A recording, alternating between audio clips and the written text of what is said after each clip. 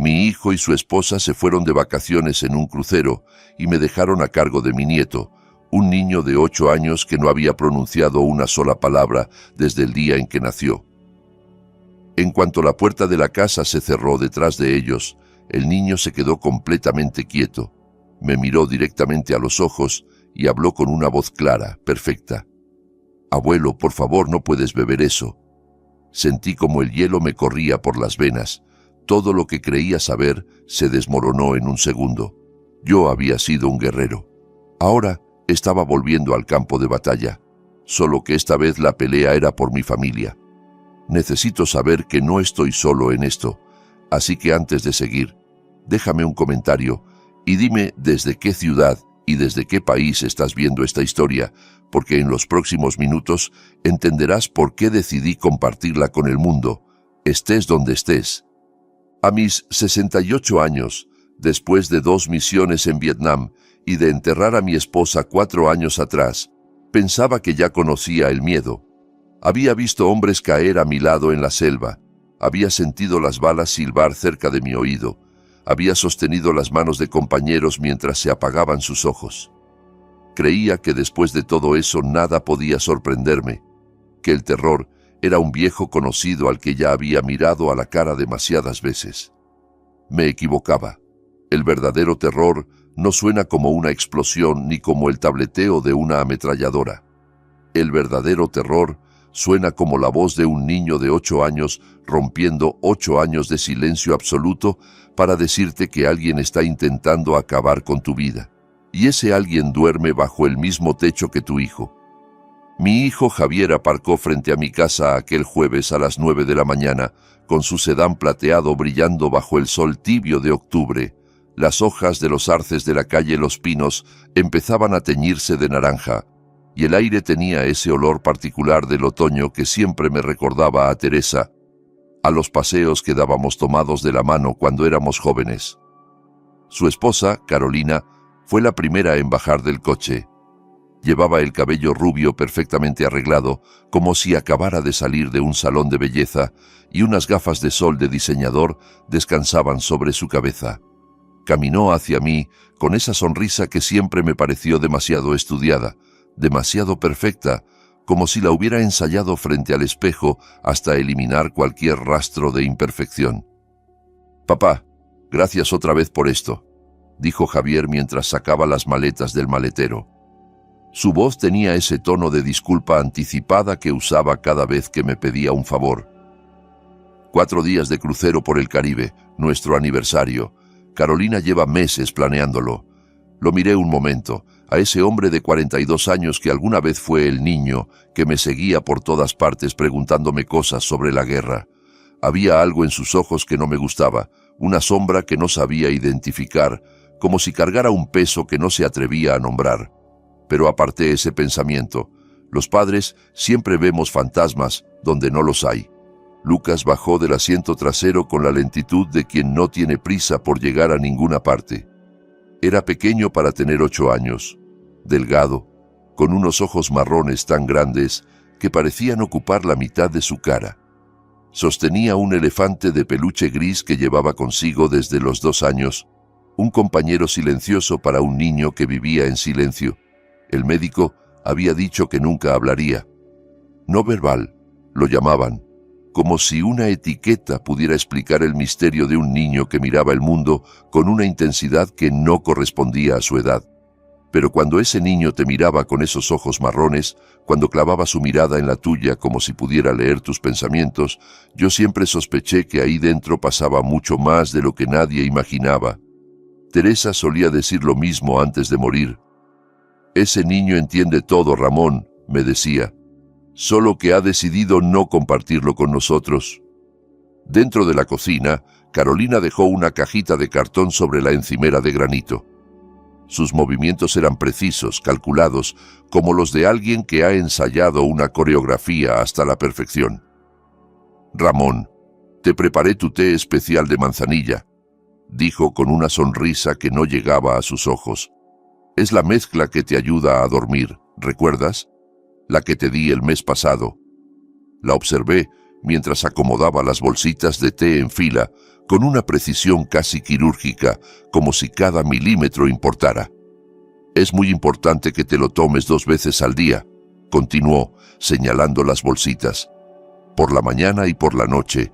He dejado suficiente para todo el tiempo que estaremos fuera. A tu edad, la constancia es clave para tu salud. No querrás que te vuelvan esos episodios de confusión, ¿verdad?» Asentí, aunque no recordaba haberle hablado nunca de problemas de sueño. De hecho, dormía bastante bien para ser un hombre de mi edad, salvo por las noches en que los recuerdos de Vietnam volvían sin permiso. Algo se reflejó en el rostro de Carolina cuando me vio asentir. Un destello rápido, fugaz, como un relámpago en un cielo que parece despejado. Fue apenas una fracción de segundo, pero mis instintos de combate se activaron de inmediato, ese sexto sentido que desarrollas cuando has estado en territorio hostil, cuando tu supervivencia depende de leer las intenciones de los demás antes de que actúen. Pero era mi nuera hablando de té. Era la madre de mi nieto preocupándose por mi salud. Apreté los labios y empujé fuera esa sensación, convenciéndome de que estaba siendo un viejo paranoico. «Deberíamos irnos», dijo Javier desde la puerta, consultando su reloj. «El barco zarpa a las 3 y todavía tenemos que pasar por el aeropuerto». Lo vi acercarse a Lucas, arrodillarse frente a él y besarle la frente con un gesto que debería haber sido tierno pero que se sintió mecánico, obligatorio. Sus ojos se deslizaron lejos de la cara del niño casi de inmediato, como si no pudiera sostenerle la mirada, como si hubiera algo en esos ojos marrones que lo incomodaba profundamente. Me pregunté cuándo había empezado eso, cuándo mi hijo había comenzado a evitar la mirada de su propio hijo. Pero antes de que pudiera pensar más en ello, Carolina se interpuso. «Pórtate bien con el abuelo», le dijo a Lucas, inclinándose hacia él. Su voz no tenía ni una gota de calidez, era plana, funcional, como si estuviera dando instrucciones a un electrodoméstico. «¿Recuerdas lo que hablamos?» Lucas no respondió. Nunca lo hacía. Se limitó a apretar su elefante de peluche contra el pecho y a mirar a su madre con esos ojos que parecían contener océanos enteros de palabras no dichas. Se despidieron entre prisas y sonrisas de compromiso, con abrazos que duraron lo justo y promesas de llamar que sonaron más a obligación que a deseo. Me quedé en el porche con la mano de Lucas en la mía, viendo cómo el sedán plateado desaparecía al final de la calle Los Pinos. El motor ronroneó durante unos segundos más y luego se perdió en la distancia, dejando solo el sonido del viento entre las hojas. El aire de la mañana era fresco, con ese filo que anuncia que el otoño está avanzando hacia el invierno. Las hojas de los arces crujían suavemente, algunas desprendiéndose de las ramas para iniciar su último vuelo hacia el suelo. Debería haber sido un momento de paz, uno de esos instantes que los abuelos atesoramos, la promesa de 4 días a solas con mi nieto, de comidas tranquilas y tardes viendo películas. No sabía que estaba a punto de entrar en la batalla más importante de mi vida. La puerta se cerró con un clic detrás de nosotros. El sonido resonó en el silencio de la casa como el disparo que inicia una carrera. Los dedos de Lucas se cerraron alrededor de mi muñeca con una fuerza que no esperaba de un niño tan pequeño, una presión urgente, desesperada. Miré hacia abajo, sorprendido. Su rostro había cambiado por completo. Ya no era el niño pasivo y ausente que todos creían conocer. Había algo vivo en sus ojos, algo que llevaba años esperando este momento. Dejó caer el elefante de peluche al suelo, ese compañero que nunca soltaba, y su otra mano apuntó hacia la cocina, hacia la caja del té que Carolina había dejado sobre la encimera. Todo su cuerpecito temblaba como una hoja en una tormenta, pero su mirada estaba fija, determinada. Me arrodillé frente a él con dificultad, sintiendo cómo la rodilla me crujía en protesta.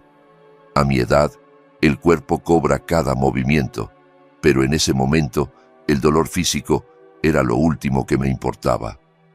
Tomé sus manos entre las mías tan pequeñas, tan frágiles, y busqué sus ojos. «Lucas, ¿qué pasa, campeón?» Pregunté, intentando mantener la voz calmada aunque mi corazón había empezado a latir con fuerza. ¿Qué tienes? Su boca se abrió. Se cerró. Volvió a abrirse. Vi el esfuerzo en su rostro, la lucha interna de alguien que ha guardado silencio tanto tiempo que las palabras se han oxidado en su garganta. Sus ojos estaban desbordados con 8 años de palabras represadas, 8 años de pensamientos, miedos, observaciones, secretos, todos buscando por fin una salida. Vi el momento exacto en que tomó la decisión, el instante en que eligió romper el silencio que lo había definido toda su vida. Entonces habló. Su voz era áspera, rasposa, como un motor que no se hubiera encendido en años, como una puerta que se abre después de décadas de abandono. Pero las palabras salieron claras, perfectamente formadas, cargadas de una urgencia que me heló la sangre. «Abuelo», susurró, clavando sus ojos marrones en los míos con una intensidad que me atravesó. «No tomes el té. Mamá le puso algo malo. Quiere hacerte daño». El mundo giró. Las paredes de mi propia casa parecieron inclinarse. El suelo se volvió inestable bajo mis rodillas. Las piernas casi no me sostuvieron. Sujeté sus hombros, mirando a ese niño que nunca había hablado, ni una sola vez en 8 años, ni siquiera para pedir comida o decir que tenía frío. Y ahora estaba ahí, frente a mí, hablando con una claridad que desmentía todos los diagnósticos, todas las etiquetas, todos los años de terapia fallida. «Lucas», logré decir, con la voz estrangulada, «¿acabas de hablar?» Sus pequeñas manos agarraron mi camisa con desesperación, arrugando la tela entre sus dedos como si temiera que yo fuera a desaparecer si no me sujetaba con fuerza. «Por favor, abuelo». Su voz se quebró y vi lágrimas formándose en sus ojos. «Por favor, no lo tomes. Ella quiere que te mueras». La escuché. Muchas veces. El terror en su cara no era el de un niño asustado por una pesadilla o un ruido en la noche. Era un miedo adulto, consciente, el miedo de alguien que ha cargado un secreto demasiado grande durante demasiado tiempo. Mi nieto de 8 años, que no había pronunciado una palabra desde que nació, acababa de salvarme la vida. Y por la forma en que me miraba, supe que todavía no había terminado de contarme todo lo que sabía. Lo llevé a la mesa de la cocina con las manos todavía temblando por lo que acababa de escuchar.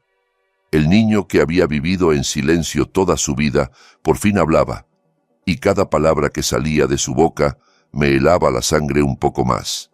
Lo senté en una silla y me aseguré de que estuviera cómodo, de que se sintiera seguro. Luego fui al fregadero y llené 2 vasos de agua.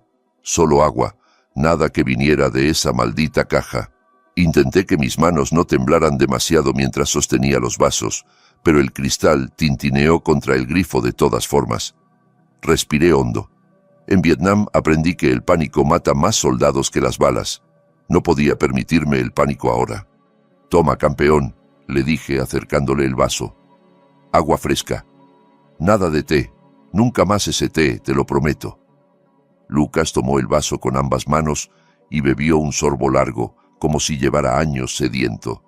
Luego me miró, esperando, y entendí que estaba listo para contármelo todo, que había esperado este momento durante años y que ahora que por fin había llegado, no iba a desperdiciar ni una palabra. «Necesito que me lo cuentes todo», le dije sentándome frente a él, «desde el principio, todo lo que sepas, todo lo que hayas visto u oído. No tengas miedo, estamos solos y nadie va a hacerte daño mientras yo esté aquí». La voz de Lucas seguía siendo rasposa, como si sus cuerdas vocales estuvieran despertando de un largo letargo, pero las palabras salían constantes y claras, con una precisión que no correspondía a un niño de su edad. «Tenía 5 años», comenzó mirando sus manos sobre la mesa. «Estaba en el consultorio del doctor Méndez con mamá. Era una revisión normal, creo. Había un juguete en la mesa del doctor, un camión rojo, y me gustó mucho. Sin pensar dije, «Mamá», y señalé el camión. Solo eso. Una palabra. El doctor me escuchó y se quedó muy sorprendido. Empezó a hacerme preguntas, a pedirme que repitiera cosas. Esperé, con la mandíbula apretada, sintiendo cómo la rabia empezaba a crecer en mi pecho como una llama que busca oxígeno. Mamá se puso pálida, continuó Lucas, bajando aún más la voz, como si temiera que las paredes pudieran escucharlo.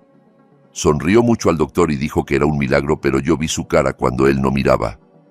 Estaba furiosa. Nunca la había visto tan enojada. Esa noche, cuando papá ya dormía, entró a mi cuarto. Se sentó en mi cama y me agarró la cara con las manos, fuerte, tanto que me dolió. Me dijo que si volvía a hablar sin su permiso, me mandaría a un hospital especial, un lugar donde nunca más te vería a ti ni a papá. Dijo que ahí les ponían inyecciones a los niños para que se durmieran para siempre. Dijo que nadie me echaría de menos porque todos pensaban que yo estaba roto de todas formas. 5 años, amenazado de muerte por su propia madre por decir una sola palabra. Apreté los puños bajo la mesa hasta que los nudillos se me pusieron blancos. Tenía mucho miedo, abuelo. Sus ojos se llenaron de lágrimas que empezaron a rodar por sus mejillas. Cada noche pensaba que iba a venir a mi cuarto y a ponerme esa inyección. Por eso dejé de hablar. Con todos, sobre todo. Era más seguro quedarme callado. Si no hablaba, no podía meter la pata.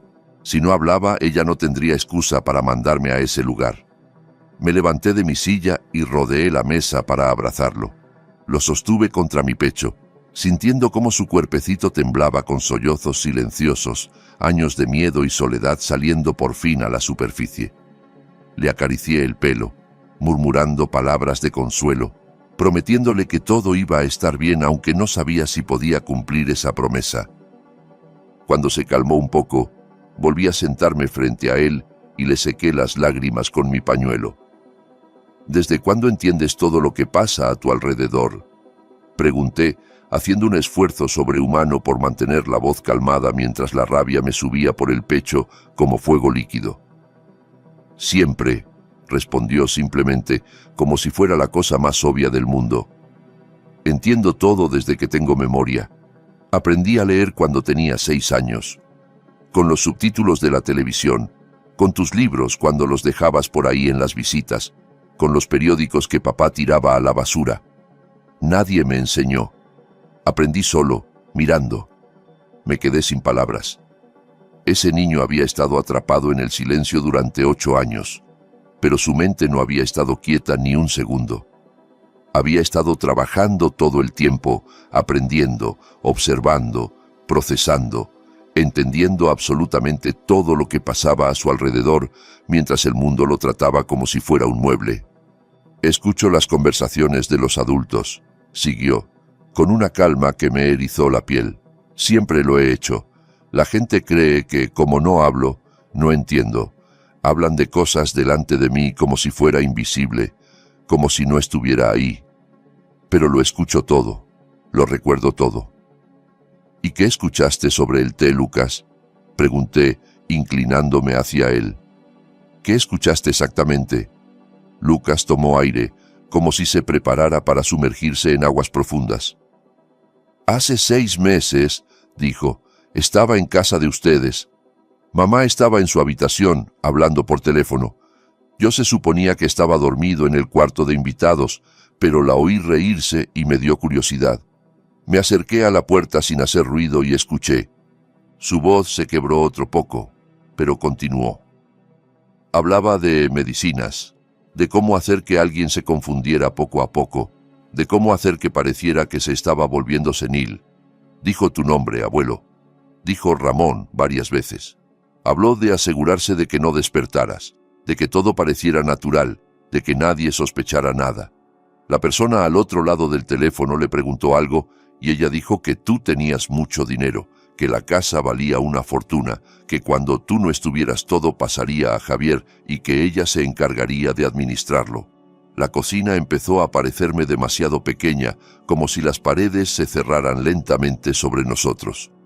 Mi nuera llevaba planeando eliminarme al menos 6 meses, quizá más, y yo había estado ahí, bebiendo su maldito té, agradeciéndole su preocupación sin sospechar nada. Ahí fue cuando empecé a buscar pruebas, dijo Lucas, y algo cambió en su expresión. Ya no parecía un niño asustado, parecía un soldado informando de una misión. Sabía que si te lo decía sin pruebas, pensarías que estaba loco. O peor, ella se enteraría y me mandaría a ese hospital. Así que empecé a observar, a escuchar, a guardar cosas. ¿Por qué no me lo dijiste antes?, pregunté, aunque en el fondo ya sabía la respuesta. Ella vigila todo lo que hago. Sus manos se retorcían una contra la otra, un gesto nervioso que delataba el peso que había cargado. Cada movimiento, cada mirada. Controla cuándo como, cuándo duermo, a dónde voy. Cada vez que venías a visitarnos, ella estaba ahí, escuchando. Esta semana fue mi primera oportunidad. Cuando supe que se iban de crucero, supe que estaríamos solos y que ella no podría detenerme.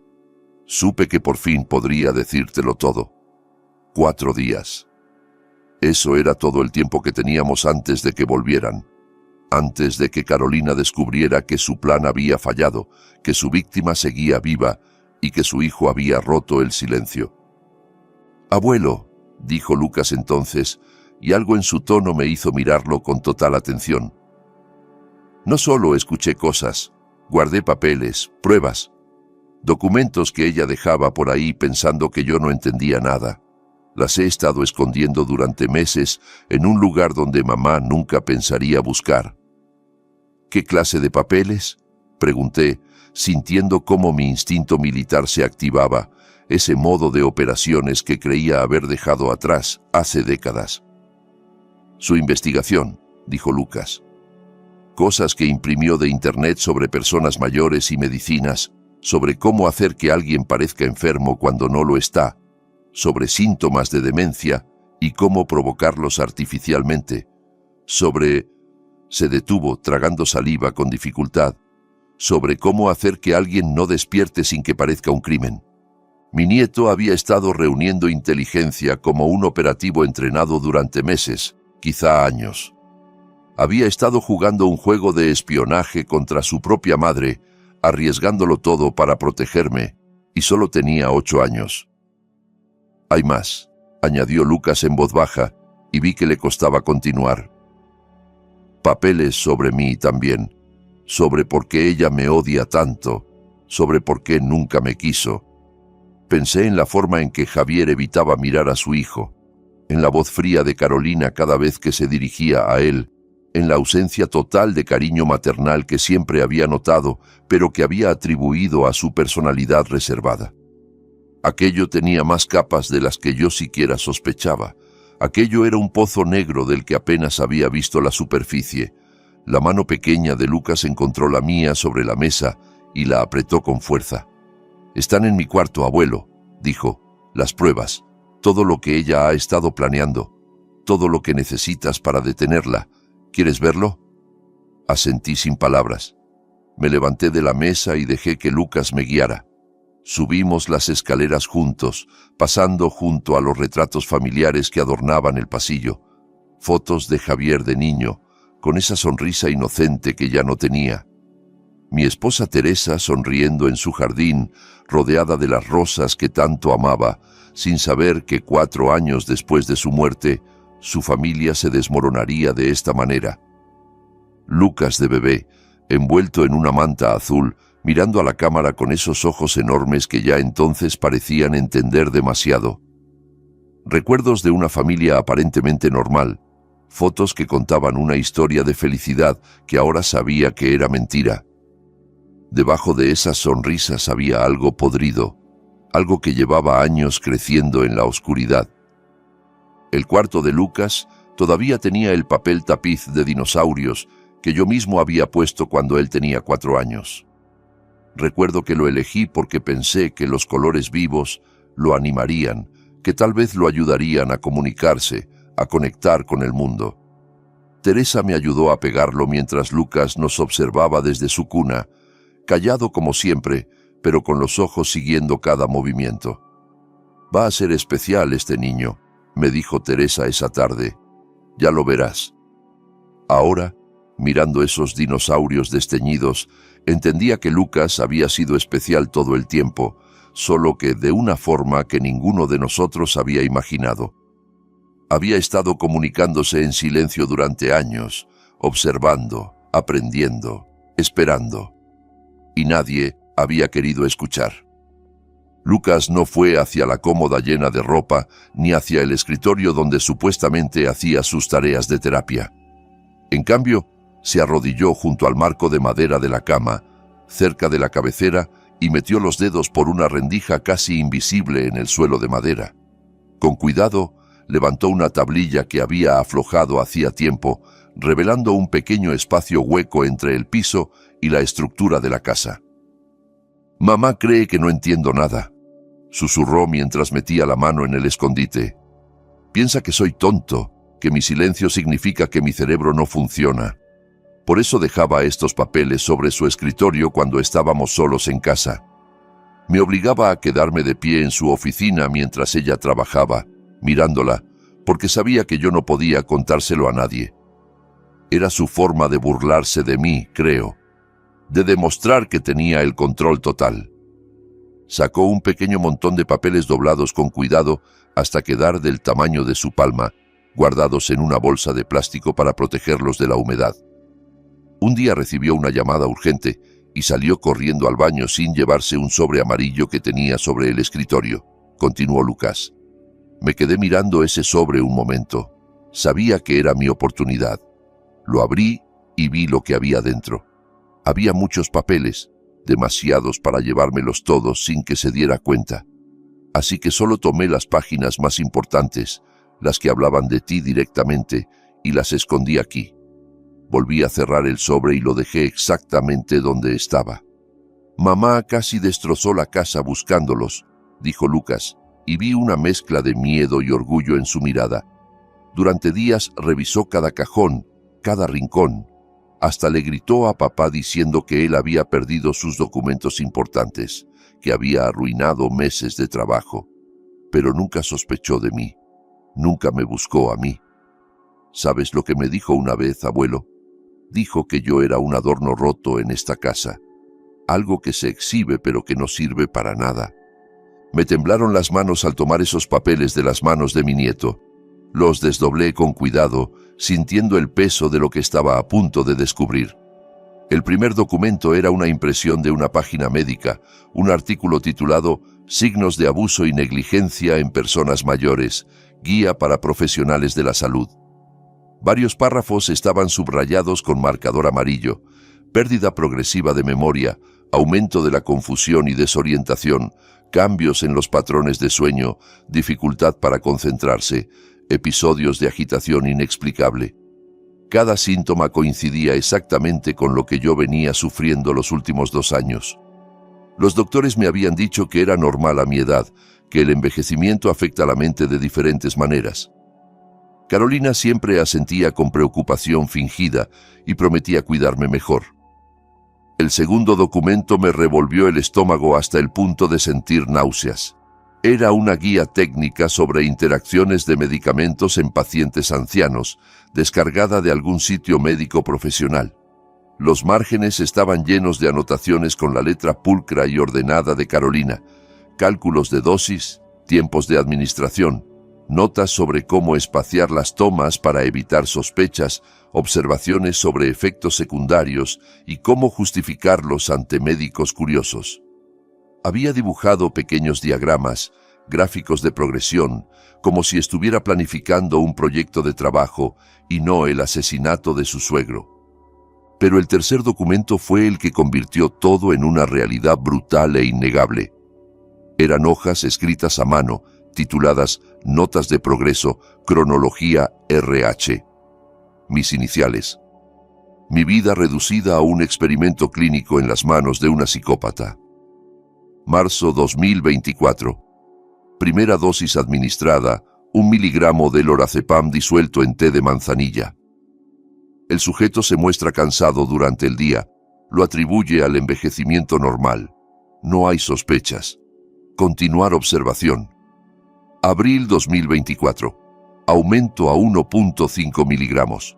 Se observan primeros lapsos de memoria menores. El sujeto olvida dónde deja las llaves, repite preguntas. Familia lo atribuye a la edad. Junio 2024. Aumento a 2 miligramos más difenidramina, 25 miligramos. Efectos sinérgicos notables. Confusión aumenta. El sujeto tiene dificultad para seguir conversaciones largas. Agosto 2024. Añadido zolpidem, 5 miligramos, a la mezcla nocturna. Sueño profundo garantizado. El sujeto reporta sueños vívidos y desorientación al despertar. Septiembre 2024. Ajuste final de dosis. Se logra el patrón de confusión deseado. El sujeto ya no cuestiona su deterioro. Familia convencida de demencia progresiva. Leí esa última frase 2 veces, 3 veces. Patrón de confusión deseado. Así describía el proceso de destruir mi mente. Como quien ajusta los parámetros de una máquina. Como quien calibra un instrumento. Ella había ido modificando las dosis metódicamente, semana tras semana, mes tras mes, hasta conseguir exactamente el nivel de deterioro que quería. Y yo había cooperado sin saberlo, agradeciéndole cada taza de té, cada muestra de falsa preocupación. Llegué a la anotación final y sentí que el suelo se abría bajo mis pies. 10 de octubre de 2024, hace 4 días. Preparadas dosis concentradas para la semana del crucero. Cantidad calculada para garantizar resolución permanente en 48 a 72 horas tras la administración continuada. El sujeto estará solo con L, quien no puede reportar nada. Escenario ideal. Me tembló la mano. Resolución permanente. Así describía el hecho de acabar con mi vida, como quien cierra un trato comercial, como quien completa una transacción pendiente, y L era Lucas, mi nieto, el testigo mudo que ella creía tener bajo control total. «Abuelo», dijo Lucas casi en un susurro, y su voz me sacó del abismo en el que estaba cayendo. «Falta una cosa más, lo que explica todo, lo que explica por qué ella me odia tanto, por qué nunca me ha querido, por qué me trata como si fuera un error». Metió la mano aún más al fondo de la rendija en el suelo y sacó otro papel, guardado aparte de los demás, protegido con una bolsita de plástico adicional, como si fuera el documento más importante de todos. Era una hoja con el membrete de un laboratorio clínico, con sellos oficiales y códigos de barras, un resultado de prueba de paternidad. Mis ojos encontraron la línea clave antes de que mi cerebro pudiera procesarla. Prueba de ADN comparativa. Probabilidad de paternidad. Javier Herrera Montes, 0,00%. Exclusión confirmada. El cuarto pareció inclinarse. Las paredes se movieron. El techo bajó. Lo leí 2 veces, luego una tercera vez, como si la tinta pudiera cambiar si la miraba con suficiente intensidad. «Lo encontré hace 2 años», murmuró Lucas, con lágrimas resbalándole por las mejillas, gotas silenciosas que caían sobre su camisa. Estaba en el cajón de su mesita de noche, debajo de unas revistas. Creo que lo guardaba para recordarse a sí misma por qué me odiaba. No soy hijo de papá. No soy realmente tu nieto. No por sangre. Por eso mamá nunca me quiso. Por eso me mira como si fuera una mancha que no puede limpiar. Soy el recordatorio de algo que ella hizo, de alguien más, y cada vez que me ve se acuerda. Dejé caer los papeles al suelo. No me importaron. Me arrodillé frente a Lucas y lo abracé tan fuerte que casi le corté la respiración. Lo sostuve contra mi pecho, sintiendo sus lágrimas empapar mi camisa, sintiendo cómo su cuerpecito temblaba con el peso de secretos que ningún niño debería cargar. «Basta», dije, y mi voz salió más brusca de lo que quería, ronca por la emoción. «Escúchame bien, soldado. Mírame a los ojos». Lo separé un poco, lo suficiente para que pudiera ver mi cara, para que viera que cada palabra que iba a decir era absolutamente en serio. La sangre no hace a la familia. ¿Me oyes? La sangre es un accidente biológico, algo que pasa sin que nadie lo elija. Lo que hace a la familia es el amor, el honor, la lealtad, las batallas que peleas junto a alguien. Tú y yo Hemos estado en la misma trinchera sin saberlo durante años. Tú me protegiste cuando yo no sabía que necesitaba protección. Eso es familia, eso es lo que importa. Lo miré fijamente, asegurándome de que entendiera cada sílaba. Tú eres mi nieto, eres un Herrera, y eso no va a cambiar nunca. No me importa lo que diga un papel de laboratorio. No me importa quién sea tu padre biológico. Me importa quién eres tú, y tú eres el niño más valiente que he conocido en mi vida. Teresa, tu abuela, estaría tan orgullosa de ti que no le cabrían las palabras. Lucas enterró la cara en mi hombro y rompió a llorar. No fueron lágrimas silenciosas esta vez. Fueron sollozos profundos, desgarradores. 8 años de miedo y soledad y aislamiento, reventando de golpe como una presa que finalmente cede. Lo sostuve sin soltarlo, meciéndolo suavemente, murmurando su nombre, prometiéndole que todo iba a cambiar, que nunca más tendría que guardar silencio, que nunca más estaría solo. Cuando por fin se calmó, cuando los sollozos se convirtieron en hipidos y luego en respiraciones temblorosas, bajamos juntos a la cocina. Recogí los documentos del suelo del cuarto y los llevé conmigo. Los extendí todos sobre la mesa de la cocina como si fueran mapas de batalla, como los planos de operaciones que estudiábamos en Vietnam antes de una misión. Lucas se sentó frente a mí, con los ojos todavía enrojecidos pero la mirada firme, esperando órdenes. En ese momento dejó de ser solo mi nieto. Se convirtió en mi compañero de armas. «Esto es una guerra, Lucas», le dije señalando los papeles. «Una guerra que ella empezó y que nosotros vamos a terminar. Vamos a hacer 3 cosas, 3 misiones que tenemos que completar antes de que vuelvan. 1. Prueba médica. Necesito confirmar lo que hay en mi sangre con un doctor que yo elija, no uno que ella haya manipulado. 2. Documentar todo. Cada papel, cada prueba, cada palabra que has dicho hoy, todo tiene que quedar registrado de forma que no puedan negarlo. 3. Atrapar su confesión. Necesitamos que ella misma admita lo que ha hecho, con sus propias palabras, grabada». Lucas asintió, sentándose más erguido en la silla, con los hombros hacia atrás, como si estuviera recibiendo un rango militar que llevaba años mereciendo. A las 3:15 de la tarde marqué el número del doctor Martín Salinas, mi médico y amigo desde hacía 15 años. Martín había servido como médico militar en los años 70. Entendía cosas que otros doctores no entendían. «Martín, soy Ramón», dije cuando contestó. «Necesito que me hagas análisis de sangre de urgencia hoy mismo, completos, todo lo que puedas detectar, y necesito que confíes en mí sin hacer preguntas hasta que veas los resultados». Hubo una pausa al otro lado de la línea. «¿Estás bien?», preguntó con ese tono de preocupación profesional que había perfeccionado en décadas de práctica. «Lo estaré», respondí. «¿Cuánto tardas en llegar a mi casa?». 30 minutos, dijo sin vacilar. «Voy para allá». A las 4 en punto, una enfermera de la clínica de Martín me estaba sacando sangre en el salón de mi casa, mientras Lucas observaba desde el sillón, en silencio otra vez, pero esta vez por elección, no por miedo. Martín se quedó de pie junto a la puerta, con el ceño fruncido, claramente lleno de preguntas que se estaba obligando a no hacer. «Mañana a primera hora tengo los resultados», dijo, mientras la enfermera guardaba los tubos de sangre en una nevera portátil. «Voy a pedir análisis toxicológico completo. ¿Hay algo específico que deba buscar?». «Sedantes», respondí. «Cualquier cosa que no debería estar ahí». Martín me miró un largo momento y vi en sus ojos el reconocimiento de algo grave. «Te llamo en cuanto tenga algo», dijo, y se fue sin más preguntas.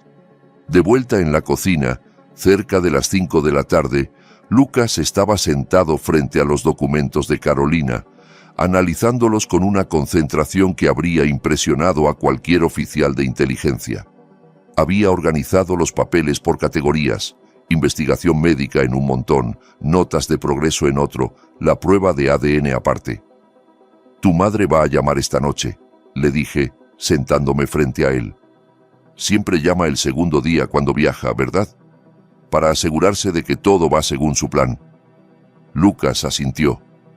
Llama a las 8, siempre a las 8. Perfecto. Necesita creer que su plan está funcionando. Necesita pensar que estoy confundido, que me estoy apagando, que todo va exactamente como ella esperaba. Tengo que convencerla de que está ganando. Pasamos la siguiente hora ensayando. Fue extraño, casi surrealista. Un veterano de guerra y un niño de 8 años practicando una operación de engaño en una cocina suburbana. Yo practicaba arrastrar las palabras, repetir frases que ya había dicho, olvidar detalles simples, perderme a mitad de oración. Lucas me observaba con atención crítica y me corregía cada vez que no resultaba convincente. «Tienes que sonar más perdido, abuelo», decía, con una seriedad que le quedaba demasiado grande para su edad. Como cuando no encontrabas las llaves el mes pasado y preguntaste 3 veces dónde estaban. Pero peor. Ella esperará que estés peor. A veces, en la guerra, aparentar debilidad es la mejor posición táctica, le expliqué. Dejas que el enemigo crea que ha ganado, que tiene el control total, que no hay nada que temer, y entonces, cuando baja la guardia, contraatacas por donde menos lo espera. El teléfono sonó a las 8 en punto. Previsible. Carolina era muchas cosas, pero impredecible no era una de ellas. «Carolina», contesté, dejando que mi voz sonara cansada, arrastrada. «Hola, hija. Qué bueno que llamas». «Ramón, ¿cómo te sientes? ¿Cómo está Lucas?», preguntó ella, con ese tono dulce y preocupado que ahora sabía perfectamente falso, una máscara de sonido tan elaborada como las de su rostro. Dejé un silencio largo, incómodo, como si me costara procesar la pregunta. «¿Lucas?», repetí como probando el nombre.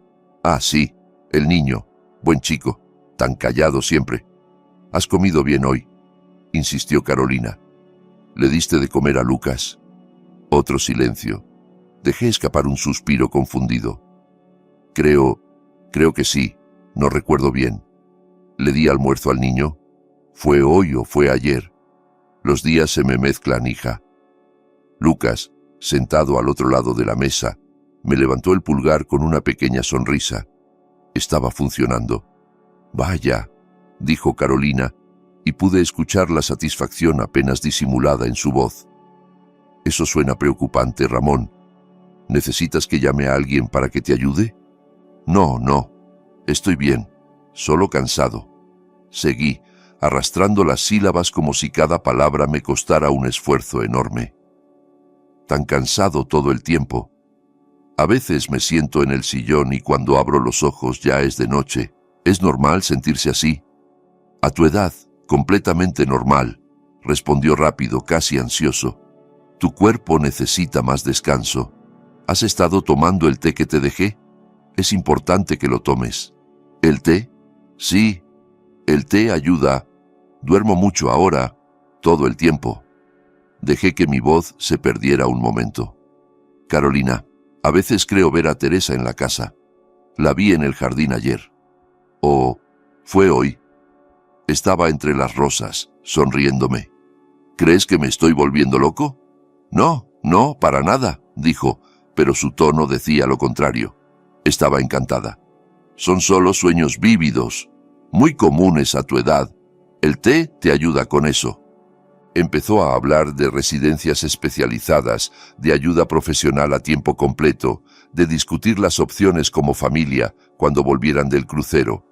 Habló de lugares con enfermeras 24 horas, de programas para personas con problemas de memoria, de cómo sería mejor para todos si yo estuviera en un lugar donde pudieran cuidarme apropiadamente. Hice sonidos vagos de asentimiento, murmullos de un hombre demasiado confundido para entender que estaba escuchando su propia sentencia de muerte, disfrazada de preocupación familiar. Cuando colgué, corté la actuación de golpe, como quien se quita una máscara de teatro. Lucas me miraba desde el otro lado de la mesa con los ojos muy abiertos, como si acabara de ver una película entera.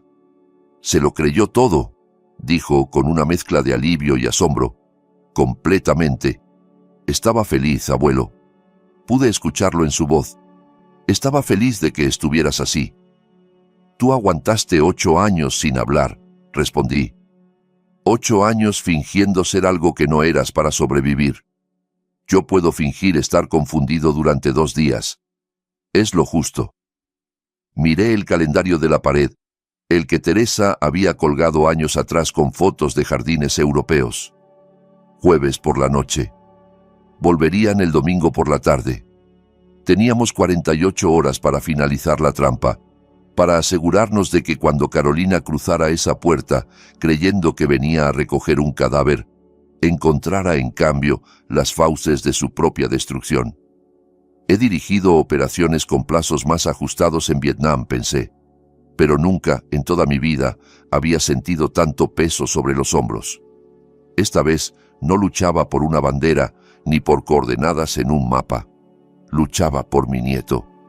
El viernes a las 9 de la mañana el teléfono sonó y vi el nombre de Martín en la pantalla. Contesté antes del segundo timbre. «Ramón», dijo, y su voz era grave, tensa. «Ya tengo tus análisis. Necesito que te sientes si no lo estás ya». «Estoy sentado, dime». «En tu sangre encontramos 3 sustancias que no deberían estar ahí: lorazepam, difenidramina y zolpidem. Todas sin receta, todas en niveles muy por encima de lo terapéutico. Los niveles de lorazepam solo son suficientes para causar confusión significativa y problemas de memoria. Combinados con los otros 2, el efecto es multiplicado. Ramón, si hubieras continuado una semana más con estas concentraciones, probablemente habrías sufrido daño cognitivo irreversible. 2 semanas más y estaríamos hablando de fallo respiratorio durante el sueño, muerte que parecería natural». Cerré los ojos. Escucharlo de boca de un médico, con términos clínicos y certezas científicas, lo hizo real de una forma que ni siquiera las notas de Carolina habían logrado. Había estado a días de morir, a días de convertirme en otra víctima de causas naturales. «Sé quién lo hizo, Martín», respondí abriendo los ojos. «Y tengo pruebas. Pero necesito 24 horas más para manejar esto a mi manera, para asegurarme de que no escape. Ramón, tienes que llamar a la policía ahora mismo.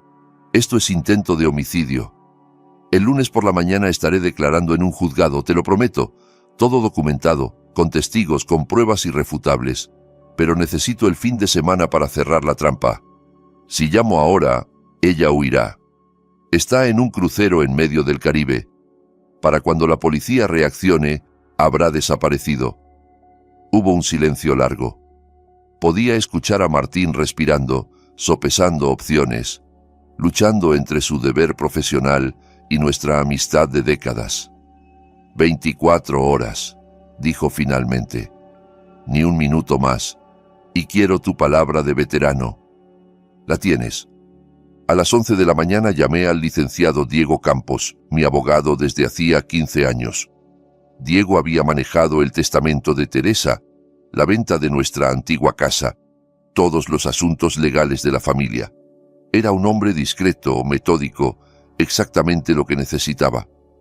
«Diego, tengo una pregunta legal urgente», dije sin preámbulos. «Si grabo una conversación con alguien en mi propia casa, sin que esa persona sepa que está siendo grabada, ¿esa grabación sirve como prueba en un juicio?».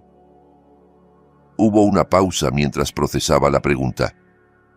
«En nuestra jurisdicción, sí», respondió. «Mientras tú seas participante de la conversación, la grabación es legal y admisible como evidencia.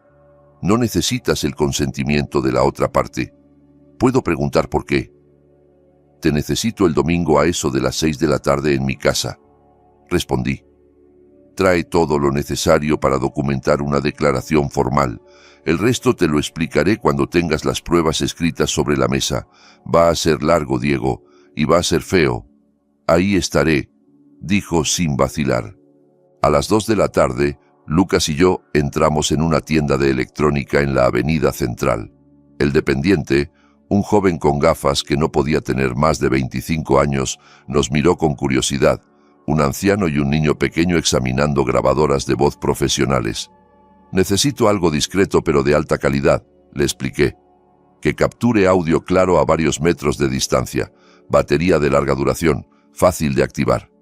El joven asintió y nos mostró varias opciones. Elegí una grabadora digital del tamaño de un encendedor, negra, casi invisible. Profesional. El tipo de dispositivo que usan periodistas de investigación y detectives privados. La probamos en el estacionamiento antes de irnos. Lucas se alejó unos 5 metros y habló en tono normal, contando hasta 10. Al reproducir la grabación, cada número se escuchaba perfectamente, cristalino, sin distorsión. «Perfecta», dije, guardándola en mi bolsillo. «Vámonos a casa, soldado. Tenemos trabajo que hacer». Esa noche, ya en la cocina, con Lucas sentado frente a mí y la grabadora sobre la mesa entre nosotros, desplegué el plan completo paso a paso. La grabadora irá detrás de mis libros de historia bélica en la estantería del salón, le expliqué, señalando hacia la sala de estar. Esos libros tienen un hueco detrás, entre el lomo y la pared, perfecto para esconder algo pequeño. La activaré justo antes de que lleguen.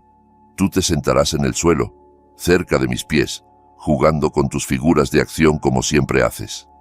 Silencioso, invisible, exactamente lo que ella espera ver. Lucas escuchaba con atención total, memorizando cada detalle. Yo interpretaré al abuelo confundido que ella espera encontrar. Continué. Desorientado, perdido, apenas consciente de lo que pasa a mi alrededor. La dejaré hablar. La gente como ella no puede resistirse a presumir cuando cree que ha ganado. Va a decir cosas, Lucas. Va a admitir cosas. Y cuando haya dicho suficiente para condenarse con sus propias palabras, cuando ya no pueda negar nada, entonces llegará tu momento. ¿Mi momento?, preguntó Lucas, con los ojos muy abiertos. Te levantarás del suelo, dije. Caminarás hasta la estantería sin prisa. Sacarás la grabadora de detrás de los libros. Te volverás hacia ella y hablarás, claro y fuerte. Le dirás que todo ha sido grabado. Le dirás que siempre has podido hablar. Le dirás la verdad que llevas 8 años guardando. Las manos de Lucas empezaron a retorcerse nerviosamente sobre la mesa. ¿Y si me asusto?, preguntó con voz pequeña. ¿Y si llega el momento y no puedo hacerlo? ¿Y si me quedo mudo otra vez? Puse mis manos sobre las suyas, deteniéndolas. Has sido valiente durante 8 años, soldado. 8 años en territorio enemigo, solo, sin apoyo, sin que nadie supiera que estabas luchando. Te pido un día más, solo uno. Un día en el que todo cambie para siempre. Un día después del cual nunca más tendrás que fingir. ¿Puedes darme ese día? Lucas me miró un largo momento. Luego asintió, con una determinación que no correspondía a su edad. Puedo hacerlo, abuelo. Por ti, por nosotros. El sábado por la mañana comenzamos los ensayos formales. Probamos la grabadora una y otra vez, verificando las pilas, ajustando la posición, practicando cómo activarla sin que se notara. Lucas practicó el camino desde el suelo hasta la estantería, hasta que pudo hacerlo casi con los ojos cerrados, sus pasos silenciosos sobre la alfombra, sus manos seguras al encontrar el hueco detrás de los libros. Por la tarde hicimos simulacros completos, escenas enteras representadas en el salón como si fuera un teatro. Yo practicaba mi papel de abuelo desorientado, palabras arrastradas, frases que se perdían a mitad de camino, recuerdos confusos que mezclaban el presente con el pasado. Lucas practicaba quedarse perfectamente quieto, invisible, parte del mobiliario, tal como había hecho durante años. Luego intercambiamos roles. Yo hacía de Carolina, con voz aguda y preguntas insinuantes, y Lucas practicaba su momento de revelación. «Puedo hablar», decía, primero en susurros, luego más fuerte. «Siempre he podido hablar.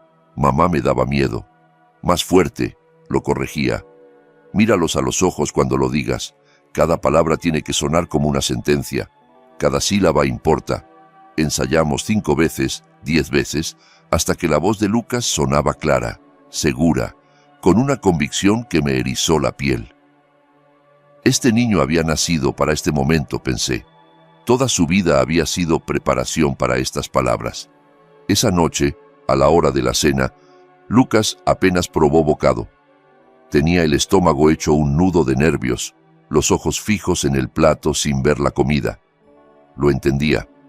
Yo tampoco tenía hambre. La víspera de una batalla siempre es así. El cuerpo se prepara para lo que viene, guardando energía, tensando músculos. Le conté historias de Vietnam para distraerlo, historias que nunca le había contado a nadie, ni siquiera a Teresa. Le hablé de muchachos más jóvenes que su padre, que encontraron un valor que no sabían que tenían cuando las balas empezaron a volar. Le hablé de miedo, del verdadero miedo que te paraliza el cuerpo, y de cómo aprendí que el coraje no es la ausencia de miedo, sino la decisión de actuar a pesar de él. Al acostarlo, Lucas me miró desde la almohada con los ojos brillando en la penumbra de la habitación. Los dinosaurios del papel tapiz parecían vigilarnos, guardianes silenciosos de un niño que había guardado silencio demasiado tiempo. «Abuelo», preguntó, «¿y si mañana todo sale mal? ¿Y si ella se da cuenta antes de tiempo? ¿Y si no me cree nadie?» «Entonces nos adaptamos», respondí sentándome en el borde de su cama. En la guerra aprendí que ningún plan sobrevive al primer contacto con el enemigo, pero eso no significa que no debas tener un plan. Significa que debes estar listo para cambiar cuando sea necesario. Pase lo que pase mañana, estaremos juntos. Y la verdad está de nuestro lado. Tenemos las pruebas, tenemos los documentos, tenemos la grabación que haremos. No hay forma de que escape. ¿Me lo prometes? Te lo prometo, soldado. Ahora duerme. Mañana necesitas estar descansado. Lucas se quedó dormido a trompicones, despertando varias veces durante la noche con pesadillas que no recordaba. Yo no dormí nada.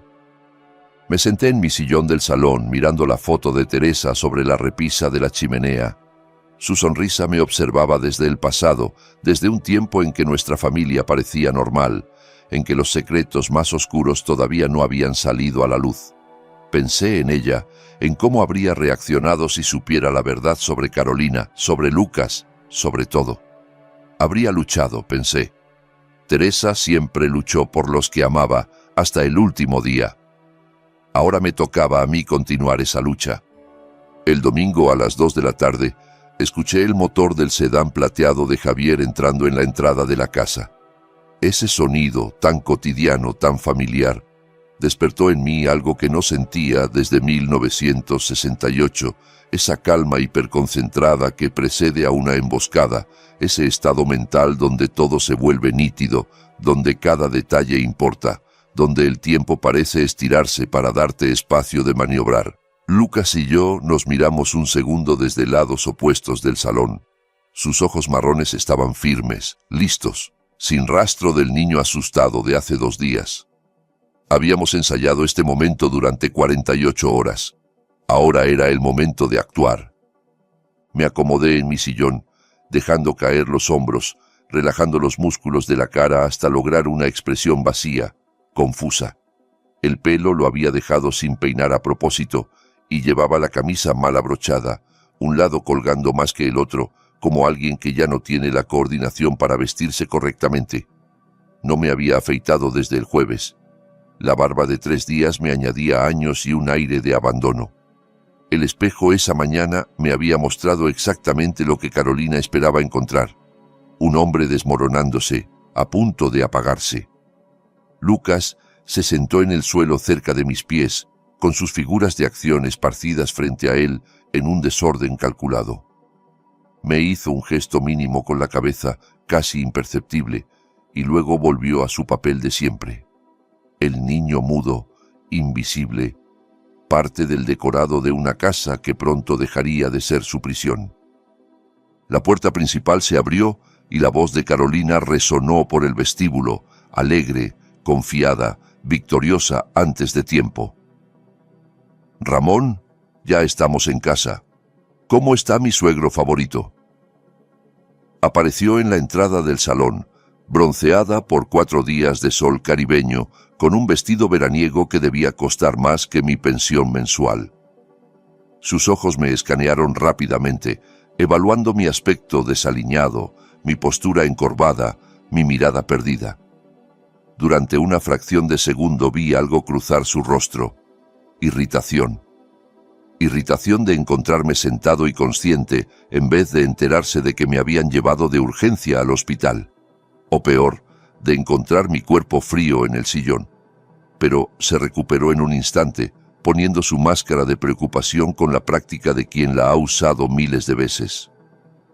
«Ay, Ramón, pobrecito», dijo acercándose con pasos medidos. «Te ves agotado. Mucho peor que cuando nos fuimos. ¿No has estado durmiendo bien? ¿Te has estado cuidando?» Dejé que mi mirada vagara por la habitación como si me costara enfocar, como si no estuviera seguro de dónde estaba o quién me hablaba.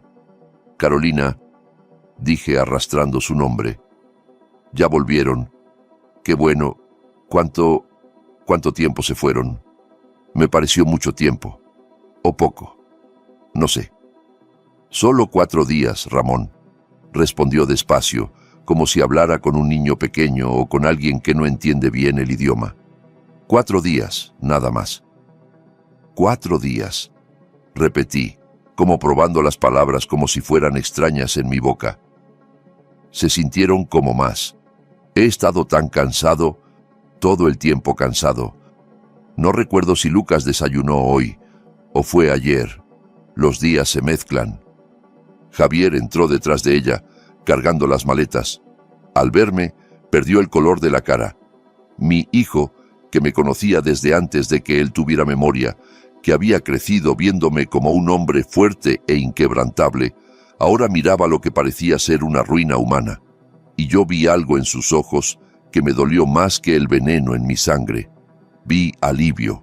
Alivio de que pronto no tendría que seguir fingiendo, de que el problema de su padre se resolvería solo. «Papá», dijo con la voz tensa, «¿estás bien? ¿Te ves diferente?» Carolina le lanzó una mirada tajante, rápida como un latigazo, y Javier cerró la boca de inmediato. Ella volvió a su tono azucarado sin perder un segundo. «Solo está cansado, Javier. A su edad estas cosas pasan. El cuerpo se va apagando poco a poco. Es natural». Se dejó caer en mi sofá como si fuera suyo, cruzando las piernas con elegancia, perfectamente cómoda, perfectamente confiada. Había ganado.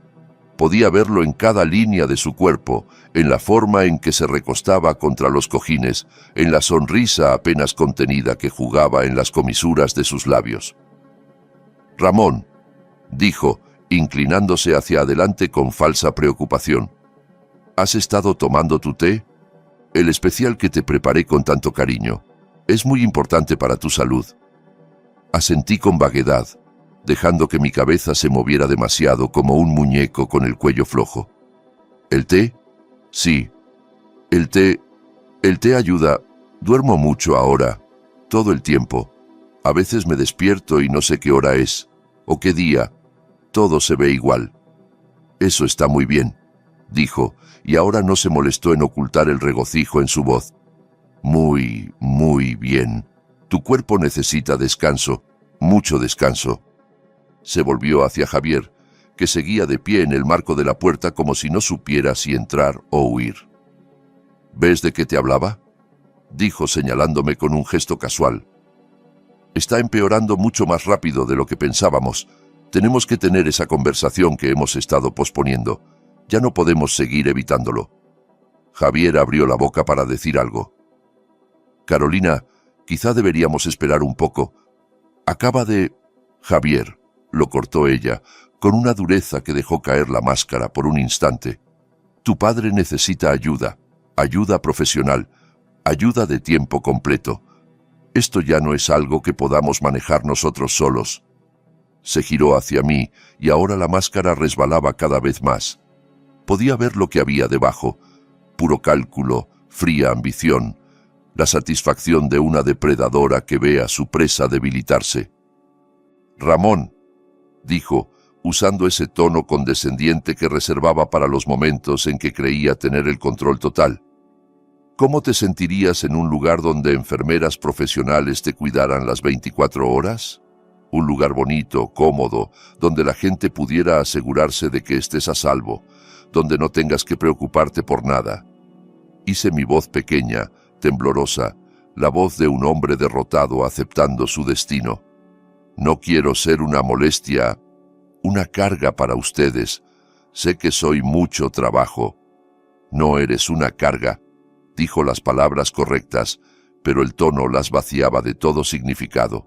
Era como escuchar a alguien leer un guión que no le importa. Pero hay que ser realistas. La naturaleza sigue su curso. Algunas personas de tu edad simplemente se apagan más rápido que otras, sobre todo cuando ya no están tan lúcidas como antes. No es culpa de nadie. Es solo la vida. Estaba lanzada. La adrenalina del triunfo la había desinhibido, y las palabras salían de su boca como un río que ha roto su dique. Una residencia especializada en memoria sería lo mejor para todos, continuó, gesticulando con las manos como si estuviera presentando una propuesta de negocios. Hay lugares muy buenos, con jardines y actividades.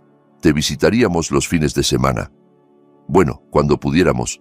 Y mientras tanto nosotros podríamos encargarnos de tus asuntos como es debido. La casa, que es demasiado grande para ti solo. Las cuentas, que deben ser tan confusas a tu edad. El testamento, que habría que revisar para asegurarnos de que todo esté en orden. Todas esas cosas complicadas de las que ya no tienes que preocuparte. Javier se removió incómodo en el marco de la puerta.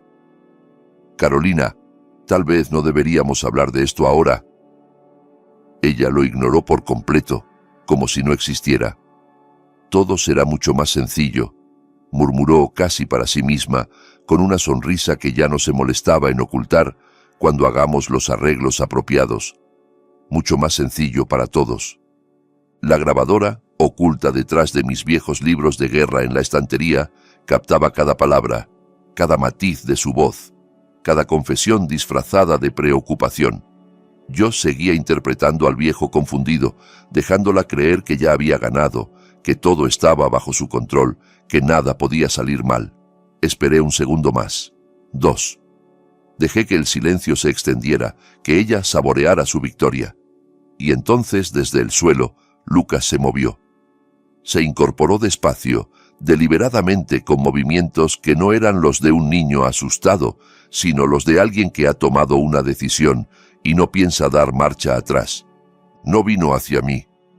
Fue hacia la estantería. La voz de Carolina se cortó de golpe, como si alguien hubiera apretado un botón de pausa.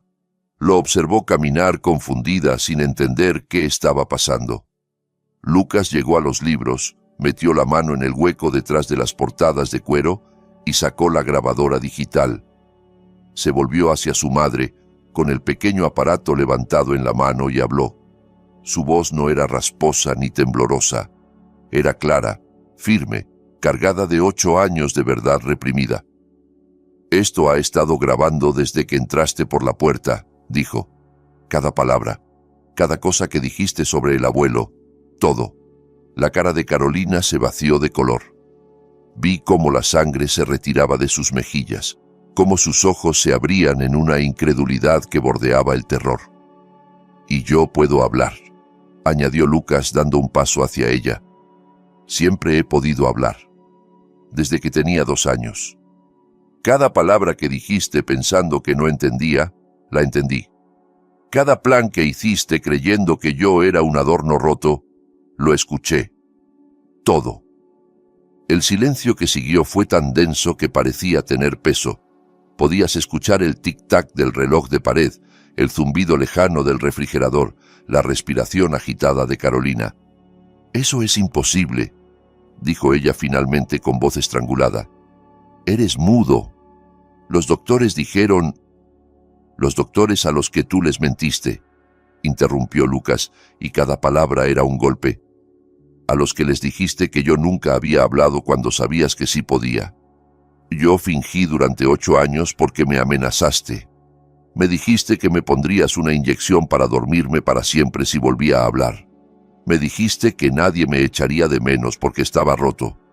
Javier se había quedado paralizado en la puerta, mirando a su hijo como si lo viera por primera vez en su vida. «¿Tú, de verdad puedes...?» Su voz era apenas un susurro.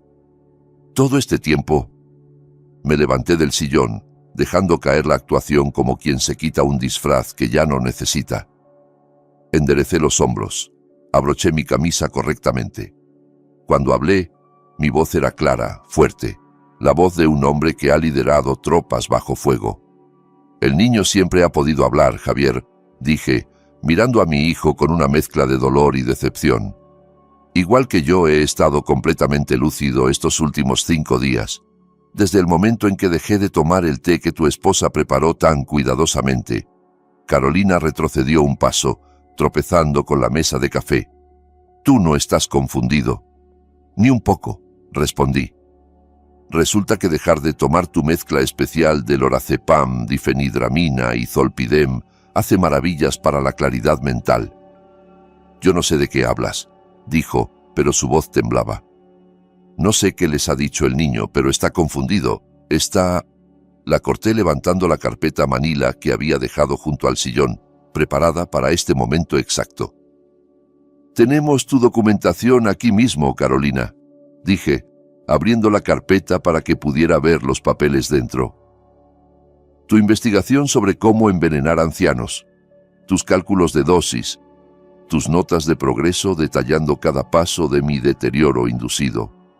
Saqué una de las hojas y leí en voz alta, asegurándome de que cada palabra quedara grabada.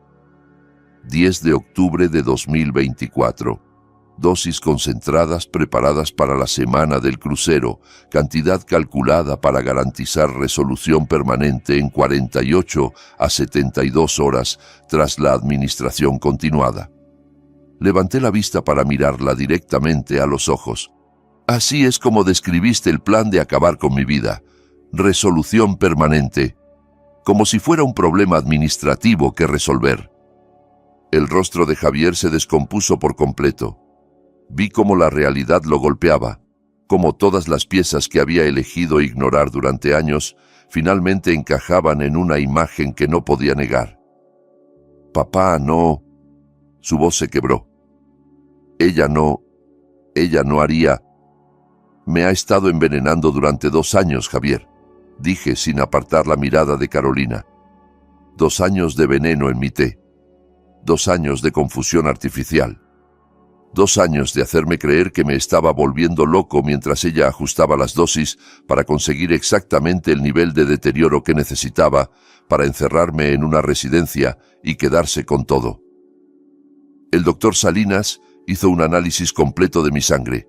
Está todo documentado, los niveles, las sustancias, el daño que casi causa. Eso no prueba que yo... Empezó Carolina. La grabadora lo captó todo. La interrumpí. Cada palabra que dijiste hoy, sobre las residencias, sobre encargarte de mis cuentas, sobre los arreglos apropiados, sobre cómo algunas personas simplemente se apagan más rápido. Saqué el último papel de la carpeta, el que había guardado para el final. ¿Pero quieres que te diga lo peor de todo? ¿El secreto que guardabas tan celosamente? Encontré esto. Le mostré el documento, la prueba de paternidad con el logo del laboratorio y los números que no dejaban lugar a dudas. Lucas no es hijo biológico de Javier. Probabilidad de paternidad, 0%. Atrapaste a mi hijo usando al hijo de otro hombre. Lo engañaste desde el principio y luego odiaste a Lucas por ser el recordatorio de tu propia mentira. La cara de Javier se volvió ceniza. Sus ojos fueron de la prueba a Carolina, de Carolina a Lucas, de Lucas a mí, buscando desesperadamente algo que desmintiera lo que estaba escuchando. ¿Es verdad?, preguntó con voz de hombre ahogándose. Carolina, dime que no es verdad. Ella no respondió. No podía. Las mentiras se le habían acabado. Lucas dio otro paso hacia adelante, posicionándose junto a mí. Yo lo encontré hace 2 años, dijo con la voz temblando pero sin quebrarse. El papel de la prueba de ADN. Estaba en su cajón, debajo de sus revistas. Lo guardaba como un trofeo, creo, o como un recordatorio de por qué me odiaba. Sé que no soy realmente un Herrera, no por sangre. Sé que no soy tu verdadero nieto, abuelo. Me volví hacia él y puse mis manos sobre sus hombros, asegurándome de que me mirara directamente, de que viera la verdad en mis ojos. Tú sí eres un Herrera, soldado, dije con toda la convicción de mi alma. La sangre no hace a la familia, nunca la ha hecho. Lo que hace a la familia es el amor que das, el honor con el que vives, las batallas que peleas por los tuyos. Tú me salvaste la vida. Tú reuniste las pruebas que ella nunca pensó que existirían. Tú rompiste 8 años de silencio para protegerme. Eso te hace más Herrera que cualquier prueba de ADN. El rostro de Carolina se deformó entonces, la máscara finalmente destrozada, dejando ver la rabia pura que había debajo. Ese bastardo lo arruinó todo, escupió, señalando a Lucas con un dedo tembloroso. Desde el día que nació, un error. Un maldito error que nunca debió existir. Nunca lo quise. Nunca. Era un recordatorio constante de... Se detuvo de golpe, dándose cuenta de lo que acababa de admitir en voz alta. Frente a testigos. Frente a una grabadora que seguía funcionando. ¿Y tú? Me miró con odio puro. Deberías haberte apagado en silencio como estaba planeado. El té estaba funcionando perfectamente. Unas semanas más y todo habría terminado. Habrías muerto dormido, como un anciano cualquiera, y nadie habría sospechado nada. Pero ese niño, ese maldito niño que todos pensaban que era un vegetal, se lanzó hacia Lucas con las manos extendidas como garras. No pensé, me moví por instinto, ese instinto que se forja en el combate y que nunca desaparece del todo. Me interpuse entre ella y mi nieto, sujeté su muñeca en el aire con una fuerza que hacía años no utilizaba y la detuve en seco. Si tocas a ese niño, dije, con voz que era hielo puro, será lo último que hagas en libertad. Carolina forcejeó intentando liberarse. Suéltame. No tienes derecho. Ni siquiera es tu verdadero nieto. Es el hijo de nadie. Un error, La sujeté con la misma firmeza con la que había sujetado un rifle hace 50 años, cuando la vida y la muerte dependían de no soltar. Ese niño tiene más honor, más coraje y más dignidad de lo que tú tendrás en 10 vidas, dije. Y ahora mismo va a llamar al 911 para reportar un intento de homicidio y maltrato a persona mayor. Miré a Lucas, que observaba la escena con ojos muy abiertos, pero sin miedo. «Ve a la cocina, soldado», ordené. «Llama a emergencias. Diles exactamente lo que es. Intento de asesinato, envenenamiento y abuso infantil. Da la dirección. Luego espera». Lucas asintió una vez y corrió hacia la cocina. Lo escuché marcar, lo escuché dar la dirección con voz clara y controlada. Lo escuché explicar la situación con una precisión que habría impresionado a cualquier operador de emergencias. Mientras tanto, Javier se había dejado caer en una silla del comedor completamente destruido. Su mundo, el mundo de mentiras cómodas que había elegido no cuestionar, se desmoronaba a su alrededor. «Papá», dijo con voz apenas audible. «Lo siento. Yo no sabía que ella... Pensé que solo hablaba, que exageraba. Nunca pensé que realmente... Sabías lo suficiente», respondí sin soltar a Carolina. «Sabías lo del niño desde hace años. Lo vi en tu cara cada vez que evitabas mirarlo. Sabías que ella hacía algo con el té, aunque no quisieras saber los detalles. Elegiste callar.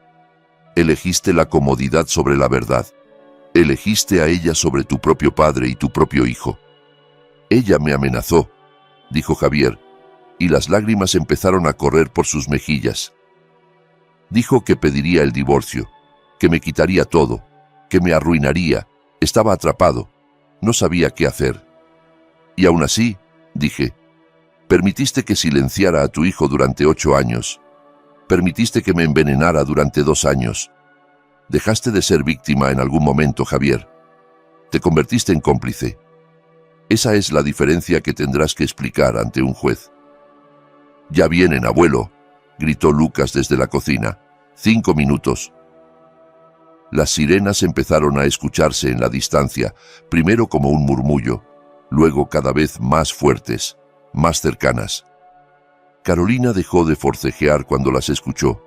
Algo en ella pareció apagarse, como si finalmente entendiera que el juego había terminado, que todas sus jugadas habían sido vistas, que no quedaba ningún movimiento posible.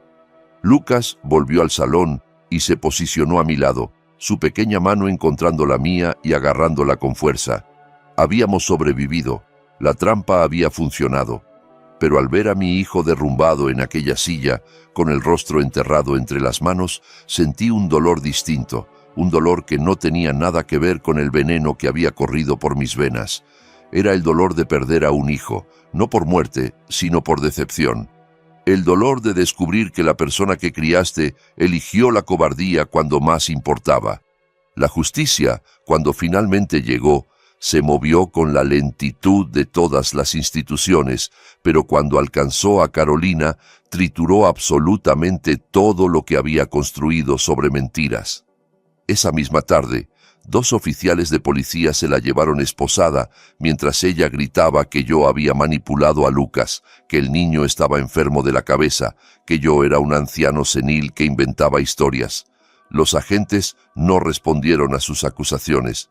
Ya habían escuchado la grabación en mi teléfono, ya habían visto los documentos, ya sabían exactamente quién era la víctima y quién era el victimario. Javier fue en otro coche patrulla para ser interrogado por separado. Vi su cara a través de la ventanilla mientras el vehículo se alejaba. Gris, vacía, la cara de un hombre que finalmente tiene que enfrentar las consecuencias de sus propias decisiones. Durante los 3 días siguientes, los detectives nos interrogaron por separado a Lucas y a mí, grabando cada declaración, documentando cada prueba. Lucas respondió cada pregunta con su voz clara y serena, con una madurez que dejó impresionados a los investigadores. Contó las amenazas cuando tenía 5 años, palabra por palabra. Contó los 8 años de silencio forzado, las noches de terror, el miedo constante. Contó cómo había empezado a reunir pruebas, cómo había robado los documentos del escritorio de su madre, cómo los había escondido esperando el momento adecuado. La fiscal del distrito, una mujer de rostro severo llamada Gabriela Mendoza, pidió que una especialista evaluara a Lucas antes de que su testimonio pudiera ser usado en el juicio. Así conocimos a la doctora Emilia Vargas, una psicóloga infantil con 30 años de experiencia en casos de abuso. Pasó 3 sesiones con Lucas, hablando, jugando, evaluando. Su informe, cuando llegó, fue contundente. Inteligencia excepcional, muy por encima del promedio para su edad. Silencio selectivo forzado por amenazas de muerte. Abuso psicológico severo y prolongado documentado. Desarrollo emocional afectado, pero recuperable con tratamiento adecuado. Y lo más importante para el caso, certificó que Lucas era un testigo completamente fiable, capaz de distinguir realidad de ficción, con recuerdos consistentes y detallados de los eventos que describía. El doctor Salinas declaró ante la Fiscalía sobre mis análisis de sangre. Sus palabras fueron directas y devastadoras. Los niveles de medicamentos encontrados eran peligrosamente altos, muy por encima de cualquier uso terapéutico legítimo. Una semana más de exposición a esas concentraciones habría causado daño cognitivo irreversible. 2 semanas más y el resultado habría sido fallo respiratorio durante el sueño, muerte que cualquier médico habría atribuido a causas naturales relacionadas con la edad. Carolina había calculado todo con precisión milimétrica. El único factor que no había considerado era Lucas. El licenciado Diego Campos presentó las pruebas ante el juez de instrucción. La confesión grabada donde Carolina hablaba de arreglos apropiados y de cómo algunas personas simplemente se apagan más rápido. Las notas de progreso escritas de su puño y letra, detallando cada dosis, cada efecto observado, cada ajuste en su plan de envenenamiento. La prueba de ADN que explicaba el motivo detrás del odio hacia Lucas, el secreto que había mantenido durante casi una década. Las bolsitas de té que la policía había confiscado de mi cocina, selladas como evidencia, enviadas al laboratorio forense. Los resultados del análisis del té fueron la pieza final. contenían exactamente las mismas sustancias encontradas en mi sangre, en concentraciones que habrían sido letales con uso continuado. La defensa de Carolina, un abogado caro con traje impecable, intentó todas las estrategias posibles. Argumentó que yo había plantado las pruebas, que las notas eran falsificaciones, que Lucas había sido manipulado y adiestrado para mentir. Contrató a un experto en audio que intentó demostrar que la grabación había sido editada. Trajo a un psicólogo que cuestionó la fiabilidad de los recuerdos de un niño que había vivido en silencio tanto tiempo. Pero no pudieron explicar las notas escritas con la letra de Carolina, verificada por 3 grafólogos independientes. No pudieron explicar las drogas en el té que ella misma había preparado y empacado.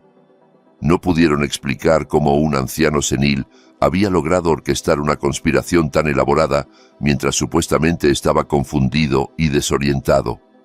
Y no pudieron desmontar el testimonio de Lucas, consistente, detallado, corroborado por las pruebas físicas en cada punto importante. El juicio duró 3 semanas. 3 semanas de testimonios, contrainterrogatorios, argumentos legales, pruebas presentadas y refutadas. Lucas testificó durante casi 4 horas, repartidas en 2 días, respondiendo preguntas del fiscal y de la defensa con una calma que impresionó al jurado. Cuando el abogado defensor intentó sugerir que había sido entrenado para mentir, Lucas lo miró directamente y dijo: «Pasé 8 años callado porque tenía miedo de morir. No necesité que nadie me enseñara a tener miedo. Mi madre se encargó de eso». El jurado deliberó durante día y medio.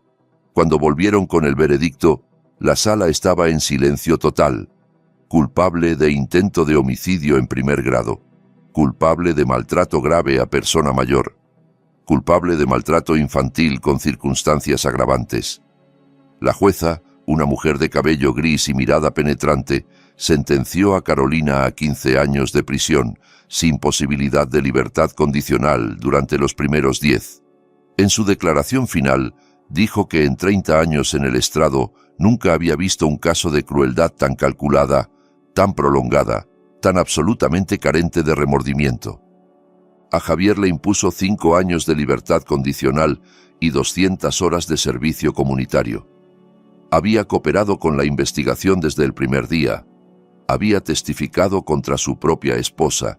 Había mostrado lo que la jueza describió como remordimiento genuino. Pero ella dejó claro que su silencio, durante años, había permitido el abuso. Que su cobardía había sido el oxígeno que permitió a Carolina continuar. Que aunque no había cometido los crímenes directamente, había sido cómplice pasivo de todos ellos. La audiencia de custodia fue breve, casi una formalidad después de todo lo que había pasado. Javier se presentó voluntariamente, vestido con el mismo traje que había usado en el juicio, con los ojos hundidos y la barba de varios días. «Renuncio a todos mis derechos como padre de Lucas», dijo, con la voz quebrada. «Formal y voluntariamente. No merezco ser su padre después de lo que permití. Lucas merece algo mejor. Mi padre ha sido más padre para él de lo que yo fui en 8 años». La jueza de familia me miró, verificando que yo estaba dispuesto a asumir la responsabilidad. «Acepto la tutela legal completa de Lucas Herrera», dije, «y me comprometo a darle el hogar, el amor y la seguridad que debería haber tenido desde el primer día de su vida». El mazo cayó. Lucas era oficialmente mi responsabilidad, mi familia, mi nieto en todos los sentidos que importaban. Un mes después del final del juicio, fui a visitar a Javier a la cárcel del condado donde esperaba su traslado. No sé exactamente por qué fui. Quizá por obligación, quizá por curiosidad, quizá porque, a pesar de todo, seguía siendo mi hijo y necesitaba verlo una última vez antes de cerrar ese capítulo.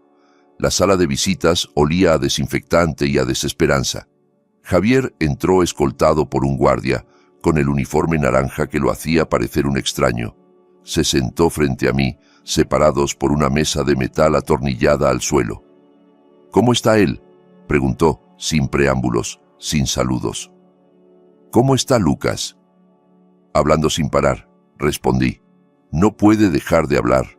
Tiene 8 años de palabras acumuladas y está decidido a decirlas todas. Y brillando Javier. El niño brilla ahora que no tiene que esconderse. A Javier se le llenaron los ojos de lágrimas que no intentó ocultar. Eso es bueno, eso es muy bueno. Lo es. Hubo un silencio largo, incómodo, lleno de todas las cosas que no sabíamos cómo decir. Fui muy débil, papá, dijo finalmente. Sé que eso no me justifica, nada me justifica, pero quiero que sepas que, al principio no sabía, de verdad no sabía lo del veneno. Pensé que solo eran tés, que ella exageraba cuando hablaba de cuidarte. Y cuando empecé a sospechar, ya estaba atrapado. Tenía miedo. De ella, de perderlo todo, de admitir que había elegido mal. El miedo explica las cosas, Javier, no las excusa. Lo sé, tendré que vivir con eso para siempre, cada día, cada noche, sabiendo lo que permití que le hiciera a mi propio padre, a mi propio hijo. Pero, ¿podrías decirle algo a Lucas? ¿De mi parte? Esperé.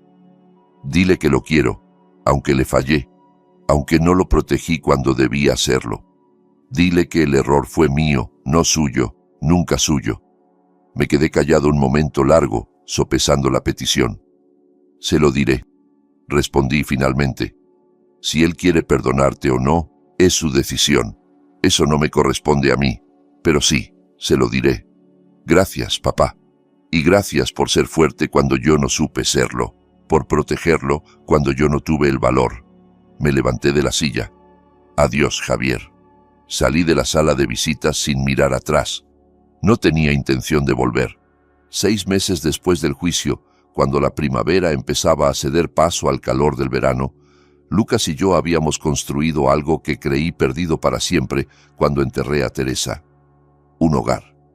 No una casa llena de silencios y secretos, sino un verdadero hogar lleno de risas, de conversaciones, de los sonidos normales de una familia que funciona. Hay una diferencia fundamental entre sobrevivir y vivir de verdad, y fue Lucas quien me enseñó esa diferencia. Sobrevivir es existir de un día para otro, evitando el dolor, esquivando los golpes. Vivir es lanzarte al mundo con los brazos abiertos, sabiendo que te van a lastimar, pero eligiendo sentir de todas formas. Un sábado a finales de abril, estábamos sentados en el muelle del embalse municipal, con nuestras cañas de pescar lanzadas sobre un agua tranquila que reflejaba el cielo de un azul casi imposible.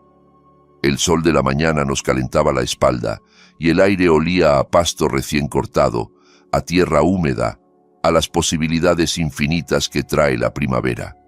Lucas llevaba una gorra de béisbol que le quedaba grande, una de las mías que había adoptado como suya, y una sonrisa que no le cabía en la cara. Mi exposición de ciencias sobre las ondas sonoras sacó la nota más alta de toda la clase. Me contó, con un entusiasmo que habría sido imposible imaginar hace un año. La señorita Briceño dijo que es el mejor proyecto que ha visto en tercero. Usé diagramas y todo, y grabé diferentes sonidos para mostrar las frecuencias. Hasta grabé tu voz y la mía para comparar las ondas.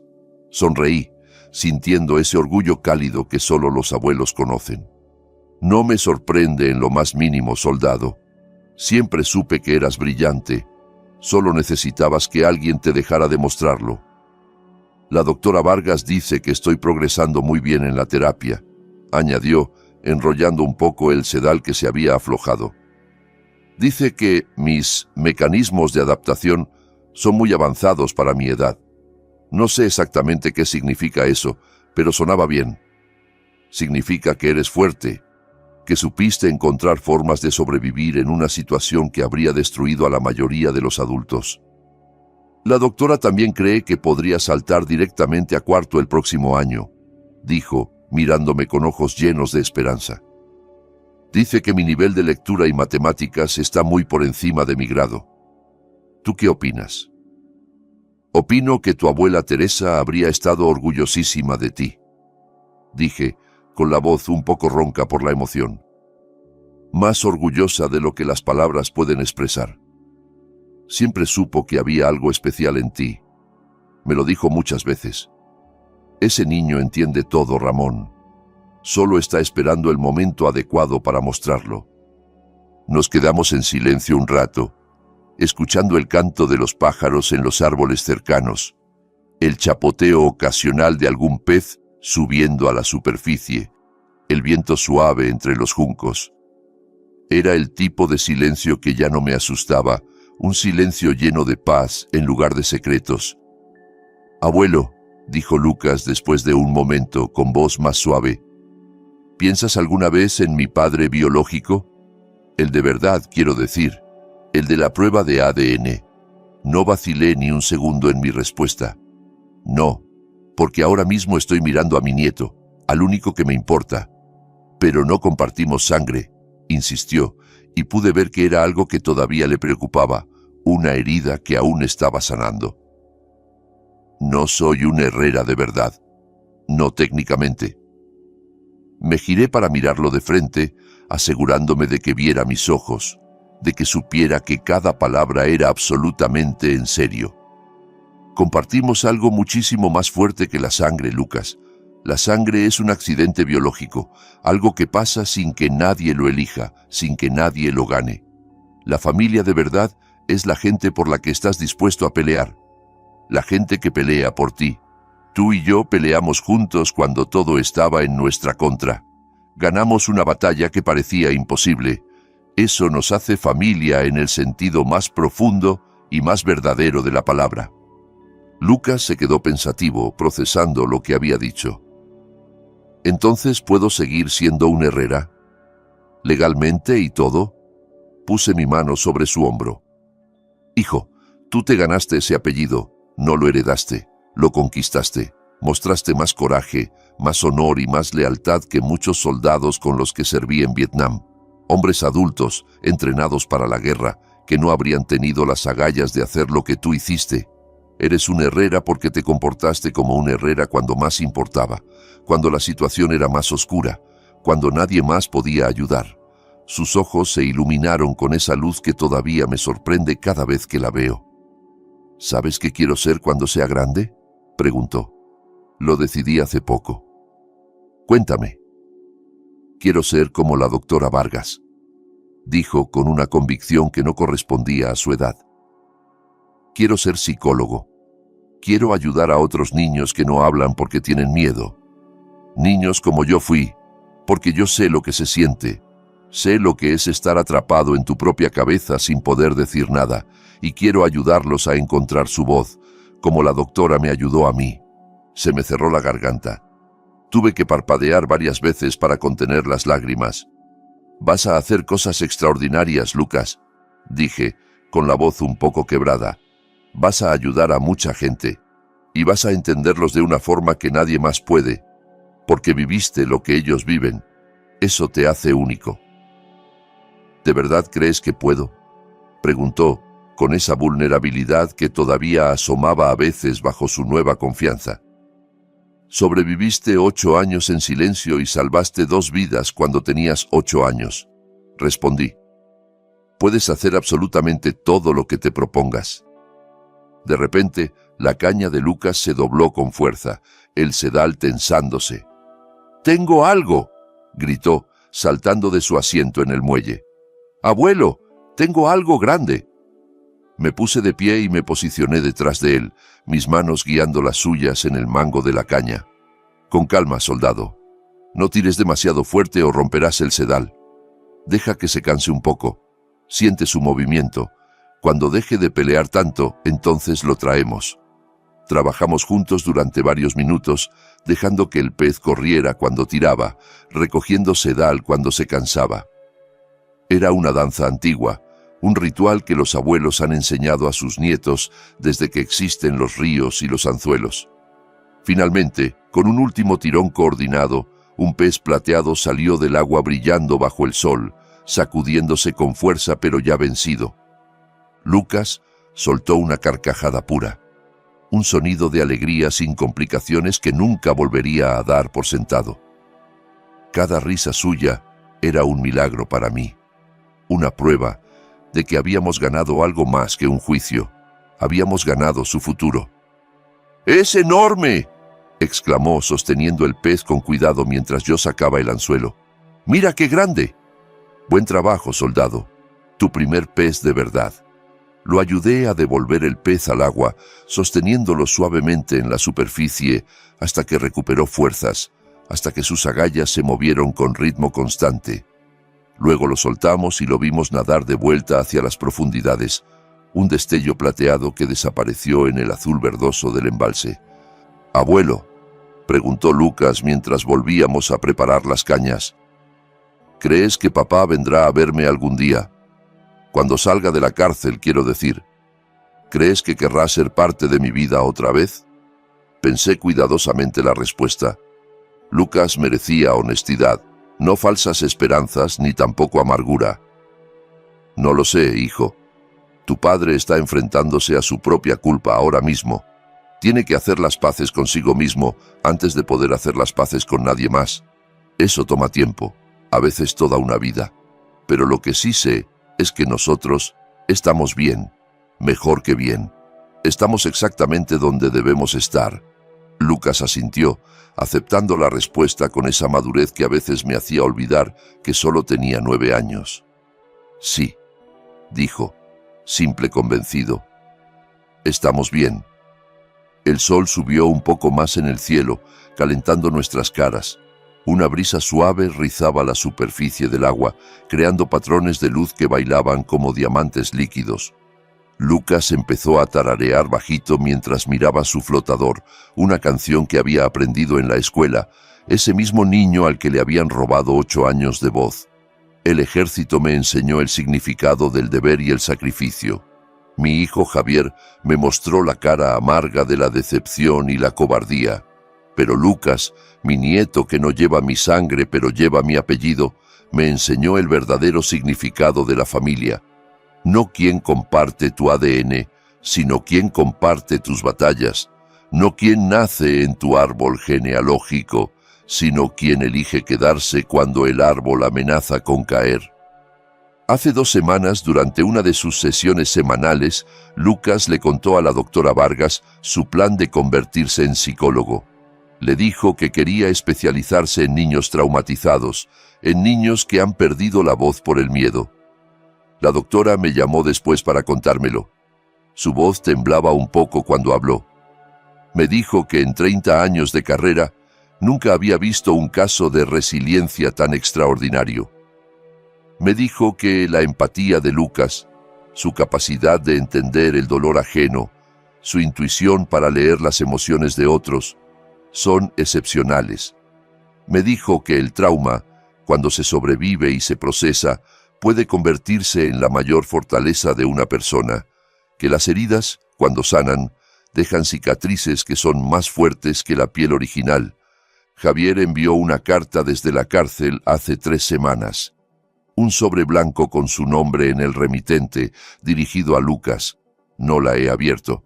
Está guardada en el cajón de mi escritorio, esperando. Quizá algún día Lucas quiera leerla. Quizá quiera saber qué tiene que decir su padre. Quizá quiera perdonarlo, o quizá quiera dejarlo en el pasado donde pertenece. Esa decisión no me corresponde a mí. Es su carta, su padre, su historia. Mi trabajo es estar ahí para lo que venga después de que la lea, sea lo que sea. A mis 69 años, he encontrado un propósito que no esperaba. Ya no soy el soldado que fue a Vietnam buscando demostrar su valor.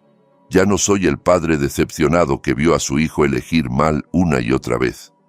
Ahora soy el abuelo de un niño extraordinario que encontró su voz en el momento más oscuro y usó esa voz para salvarnos a los dos. Soy el guardián de su futuro, el testigo de su crecimiento, el ancla que lo mantiene seguro mientras aprende a volar. Teresa, mi amor, ojalá pudieras verlo ahora. Ojalá pudieras escucharlo hablar sin parar sobre sus proyectos de ciencia, sobre los libros que está leyendo, sobre sus planes para el futuro. Ojalá pudieras ver cómo brilla, cómo llena cada habitación con una energía que estuvo dormida durante 8 años, pero que ahora no puede contenerse. Tenías razón, Teresa. Siempre tuviste razón. Este niño era especial desde el primer momento en que lo viste. Solo necesitaba que alguien creyera en él lo suficiente para esperar. Mirando hacia atrás ahora, quiero compartir algo contigo que estás escuchando esta historia. Esto que te he contado no es solo mío. No es solo la historia de un viejo veterano y un niño valiente. Esta historia le pertenece a cada abuelo que alguna vez se ha sentido impotente ante las decisiones de sus hijos. A cada persona mayor que ha notado señales de que algo no está bien, pero ha elegido ignorarlas por comodidad o por miedo. A cada niño que ha sido silenciado por alguien que debería protegerlo. A cada familia que esconde secretos oscuros detrás de sonrisas perfectas. No hagas lo que yo hice durante demasiado tiempo. Yo ignoré señales que estaban frente a mis ojos. Aparté esa sensación en el estómago cada vez que Carolina sonreía demasiado dulce, cada vez que sus palabras no coincidían con sus acciones. Confié ciegamente cuando debí hacer preguntas. Asumí que todo estaba bien porque quería que estuviera bien, porque la alternativa era demasiado terrible para contemplar. Si sospechas que algo no va bien con un ser querido, sobre todo si ese ser querido es un padre mayor o un niño demasiado callado, investiga, pregunta, observa. No esperes a que la prueba caiga en tu regazo como me ocurrió a mí. No dependas de un milagro como el que Lucas me dio cuando rompió su silencio. Gracias a Dios, Lucas encontró el valor para hablar cuando más importaba.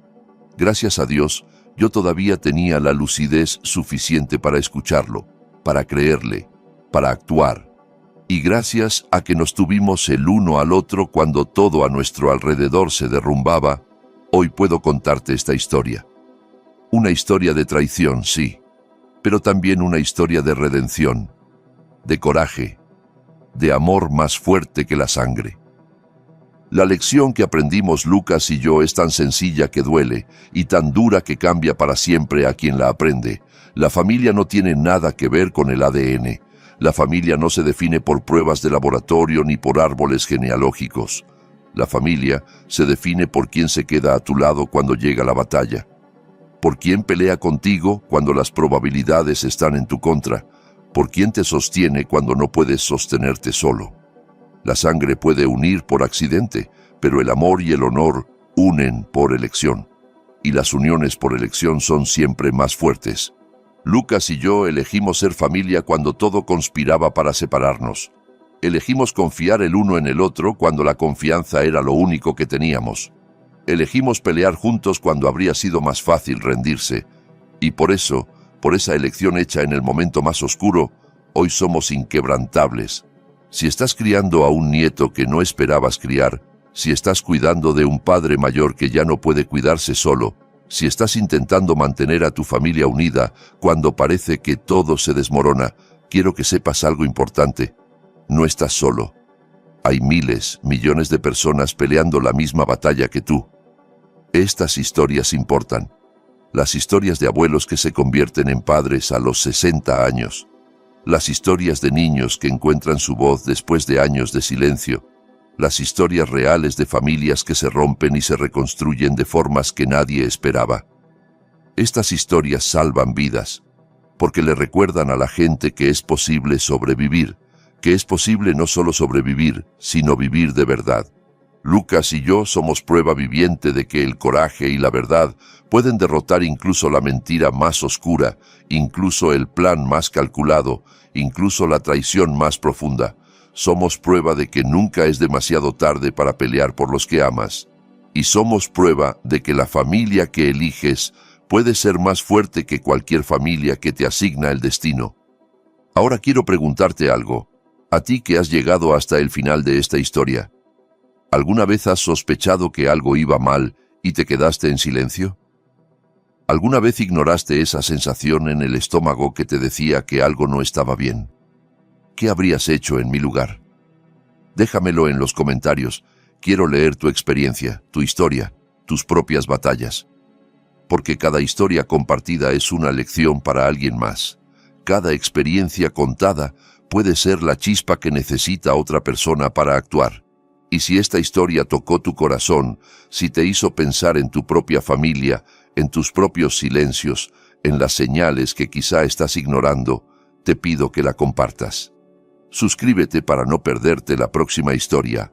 Comparte este video con alguien que necesite escucharlo, porque a veces las batallas más importantes, las más difíciles, las más decisivas, no se libran en campos de guerra lejanos, se libran dentro de nuestra propia casa, en nuestra propia cocina, con las personas que se supone que deberían amarnos. Gracias por escuchar. Gracias por quedarte hasta el final. Mantente alerta, mantente fuerte. Confía en tus instintos cuando te digan que algo está mal. Y sobre todo, siempre, siempre, elige el amor por encima del silencio. Porque el silencio, como Lucas y yo aprendimos, puede ser el arma más peligrosa de todas.